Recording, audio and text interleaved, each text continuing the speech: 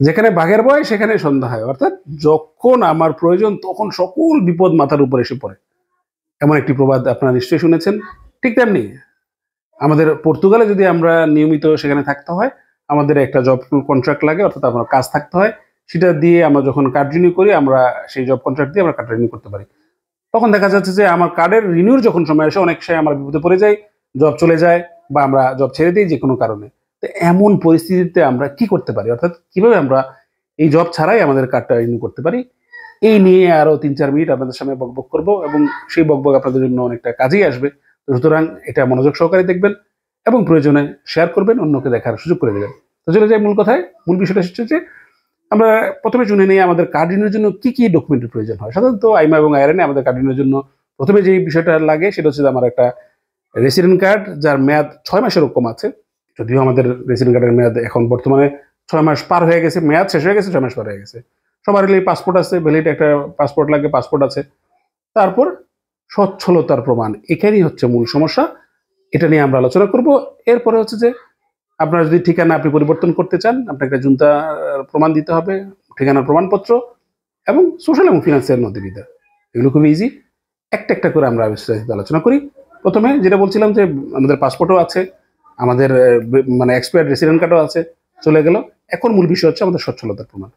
আমরা যদি সচ্ছলতার প্রমাণ হিসেবে সাধারণত ওরা চায়, ইন জেনারেলি যদি আমার চাকরি থাকে, personal declaration, job contract, payment slip, এই 3টা জিনিস প্রয়োজন হয়। তেমন আমাদের জব নাই, তাহলে এগুলো জিনিস আমার কাছে নাই। দেখুন, যদি আপনি জব ছেড়ে দিয়ে থাকেন, অথবা আপনারকে যদি আপনার আপনার কন্ট্রাক্ট শেষ হয়ে যাওয়ার কারণে আপনার নিয়োগকর্তা যদি আপনাকে কাজ থেকে বের করে দেয়, টার্মিনেশনের পর আপনাকে ফোন দিতে পাঠায়, ফোন দিতে পাঠালে আমরা অটোমেটিকলি ফোন দিতে যাই, অর্থাৎ সোশ্যালের যে বেনিফিটের জন্য আবেদন করি, আমরা আইএফপিতে যাই, রেজিস্ট্রেশন করি, আইএফপি আমাদের একটা ডিক্লারেশন দেয়। যারা নিজেরা ছেড়ে দিয়েছেন তারাও আবার আইএফপিতে যেতে পারবেন, কোনো সমস্যা নেই, সবাই আইএফপিতে গিয়ে রেজিস্ট্রেশন করতে পারবেন, আইএফপি আপনাকে একটা ডিক্লারেশন দিবে। দুজনেই আপনারা আইএফপিতে গিয়ে একটা ডিক্লারেশন নিলেন, সেই ডিক্লারেশনটা নেওয়ার পর আপনারা এর সাথে যুক্ত করতে হবে ব্যাংক স্টেটমেন্ট, অর্থাৎ আপনার 3 মাসের ব্যাংক স্টেটমেন্টটা দিতে হবে, যেটা আপনি জব কন্ট্রাক্ট বা পেমেন্ট স্লিপ দিয়ে আপনি যেটা করতে পারতেন, তার জন্য এখন আইএফপি ডিক্লারেশন এবং আপনার বিগত 3 মাসের ব্যাংক স্টেটমেন্ট, এই জিনিসটা প্রমাণ করবে যে আপনি সচ্ছলতার প্রমাণ, অর্থাৎ আপনার ব্যাংকে টাকা আছে, অথবা সোশ্যাল থেকে আপনার প্রতি মাসে ফন্ড আসছে, সেই টাকাটা ব্যাংক স্টেটমেন্টে শো করবে। সুতরাং তারা বুঝবে যে আপনি সচ্ছল, এখানে বসবাস করছেন, কোনো সমস্যা নেই, চাকরি করছেন। আইএফপি ডিক্লারেশন সাধারণত জব কন্ট্রাক্টের কাজটা করে যে না, আপনি রেগুলারই আছেন, আপনি একটা প্রসেসের মধ্যে আছেন। এটা খুব ইন জেনারেল যে আপনি এখানে এমনটা নয় যে আপনাকে একটা জব আছে, জবটা কন্টিনিউ থাকবে, যে কোনো কারণে হতে পারে জবটা চলে যেতে পারে। সেই বিষয়টা আইনের আলোকেই আপনার সেই আইপি ডিক্লারেশন আর এই ব্যাংক স্টেটমেন্ট দিয়ে কিন্তু আপনার সচ্ছলতার প্রমাণটা আপনি করতে পারবেন। সচ্ছলতার প্রমাণ করার পর আপনার বাকি অবশিষ্ট যে জিনিসটা আছে, যে যদি ঠিকানা পরিবর্তন করেন, ঠিকানা পরিবর্তন করলে আপনি একটা ঠিকানার প্রমাণপত্র নেবেন। যদি জুনতা আপনার না থাকে, সেক্ষেত্রে আপনি ফিনান্সের অ্যাড্রেস চেঞ্জ করে একটা ডোমিসাইল ফিসকেস বের করে নিয়ে যাবেন। আর যদি মনে করেন যে না, আপনার ঠিকানা একই আছে, তারপরে একটা ডোমিসাইল ফিসকেস নিয়ে যাবেন, তারা দেখবে যে না, ওকে, আপনার ঠিকানা একই আছে, সেম ঠিকানা আপনার কার্ড চলে যাবে।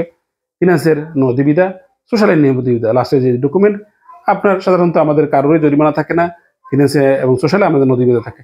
এরপরে যদি অন্য কারো কোনো জরিমানা থেকে থাকে, একটা কাজ করবেন, অনেক বেশি টাকা জরিমানা থাকলে যদি দিতে না পারেন, অল্প থাকলে দিয়ে দিবেন, বেশি থাকলে হয়তো আপনারা দিতে পারবেন না, সেক্ষেত্রে একটা কাজ করবেন, আপনারা এই জরিমানাগুলো বা আপনার যে সোশ্যাল বা ফিনান্সের যে পাওনা আছে, এটা কিস্তি করে নেবেন। যখন আপনি এটা প্রেস্তা চাও বা এটা কিস্তি করে নেবেন, তখন আপনাকে ফিনান্স সোশ্যাল দেখাবে যে আপনার কোনো এখানে কোনো নিবিদা নেই, আপনাকে নথিবিধা সার্টিফিকেট দিবে, সেই সার্টিফিকেটটা আপনার সাথে নিয়ে যাবেন।